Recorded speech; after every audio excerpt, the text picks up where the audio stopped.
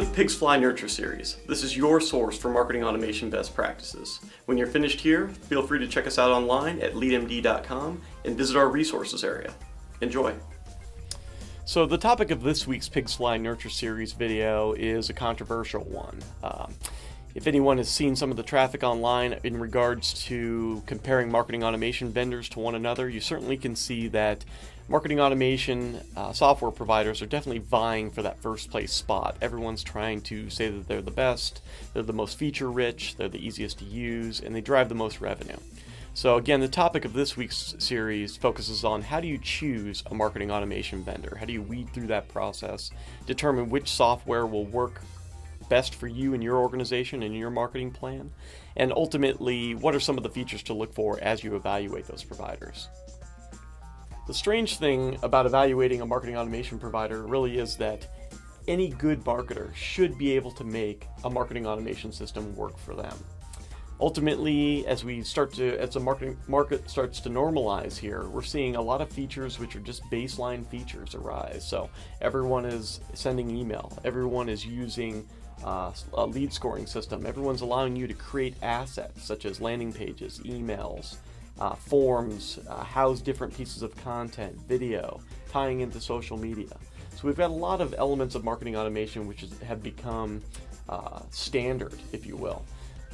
The areas that are not standard is what we're going to bring to the table. How easy does that platform integrate to your current existing marketing process?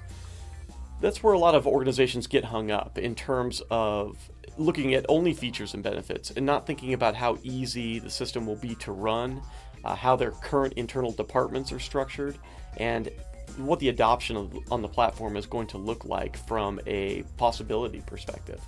So again, that's something to consider strongly within the buying process. We see too many organizations purchasing on quote-unquote features and benefits and never really thinking about the community that surrounds those particular providers, never thinking about the knowledge base and the training materials that are available, never thinking about the amount of consulting that might be necessary in order to make that particular software work. So these are all things that we found have actually influenced success much more than features and benefits of the software, is really the surrounding ecosystem and the ability for that software to be maintained long term by either members of your organization currently or future members as turnover happens. So is this something that is well documented? Does it have a great knowledge base? Does it have a strong community to support that software? Is an element that you really have to figure into that buying decision, and one that's too often skipped over. So to wrap up, as we compare different marketing automation softwares out there in the marketplace right now, we actually do have a comparison spreadsheet available for download within our resources area. I would invite you to use that, but also you'll notice that it does focus on areas beyond just the bells and whistles of the software. It focuses on the strength of the community, focuses on the availability of online training, online education, takeaway materials, and so on, which is really what most organizations need to look at first before evaluating features and benefits.